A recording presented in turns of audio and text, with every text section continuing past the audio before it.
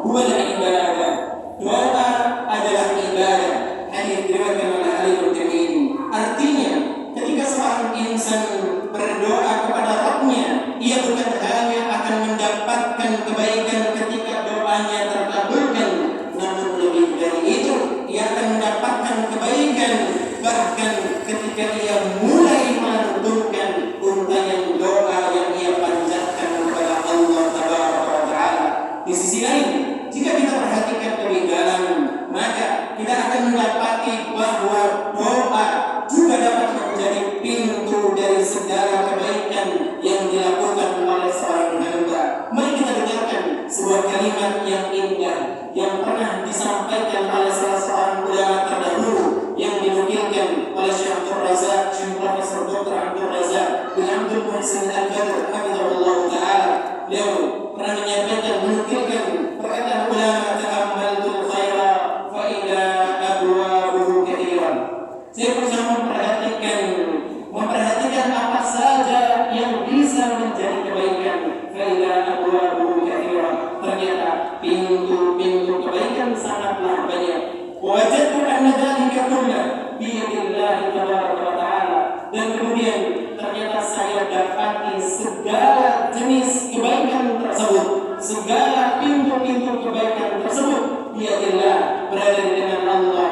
Artinya segala pintu kebaikan itu bisa didapatkan oleh seorang insan jika ia mendapatkan pertolongan dari Allah Taala. Fa'akantu anna du'a miftahu kulli khair.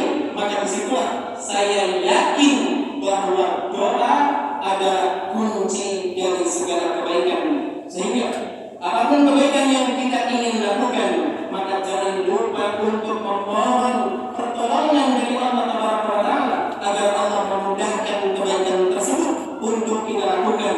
Apa yang diucapkan oleh ulama tersebut selaras dengan salah satu firman Allah Subhanahu wa taala yang dijelaskan maknanya oleh para ulama, yaitu firman Allah Taala, iyyaka na'budu wa iyyaka nasta'in. Hanya kepadamu kami beribadah dan hanya kepadamu kami meminta pertolongan. Di dalam Taisirul Karim Rahman fi tafsir Kalamil Mannan dijelaskan sebuah kalimat yang sangat indah tentang firman Allah Subhanahu wa taala di dalam surat Al-Fatihah tersebut.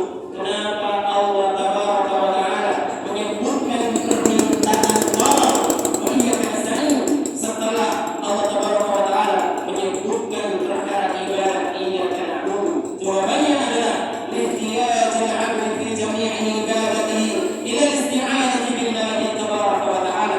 Jawabannya di dalam tafsir tersebut dijelaskan bahwa seorang hamba sangat membutuhkan pertolongan dari Allah Tabaraka wa ta'ala di setiap ibadah yang ia kerjakan. Fa innahu illam yu'inhu Allah, karena sesungguhnya jika Allah Tabaraka wa ta'ala tidak menolong seorang hamba untuk melakukan ibadah tersebut, lam yahsul lahu ma yuridu min fi'lil awamir wa ijtinabin nawahi, maka ia tidak akan bisa untuk melakukan kebaikan ataupun ketaatan kepada Allah Tabaraka wa taala, baik dari sisi melakukan perintah ataupun meninggalkan larangan Allah Tabaraka wa taala. Dan itulah di antara yang diajarkan oleh baginda Nabi besar Muhammad sallallahu alaihi wasallam, di antara kampungnya yang pernah diajarkan oleh beliau sallallahu alaihi wasallam kepada salah seorang sahabat yang beliau cintai, yaitu Mu'adz bin Jabal radhiyallahu taala anhu. Tatkala Nabi sallallahu alaihi wasallam memegang tangan Mu'adz bin Jabal radhiyallahu taala anhu, seraya bersabda, ya Mu'adz, wahai Mu'adz, wallahi inni la uhibbuk, wallahi inni la uhibbuk. Wahai Mu'adz, ketahuilah sesungguhnya aku benar-benar mencintaimu karena Allah. Demi Allah, sesungguhnya aku benar-benar mencintaimu karena Allah Tabaraka wa taala. Faqal, kemudian Nabi sallallahu alaihi wasallam bersabda kepada Mu'adz, dan ini pelajaran yang sangat berharga, yang sangat layak untuk kita perhatikan. Beliau kemudian memberikan wasiat kepada Mu'adz, usika ya Mu'adz, wahai Mu'adz, saya wasiatkan kepada engkau, la tad'anna fi duburi kulli salatin, jangan sampai engkau tinggalkan doa ini di setiap penghujung salat, yaitu sebelum salam, setelah mengucapkan atau membaca tahiyatul akhir,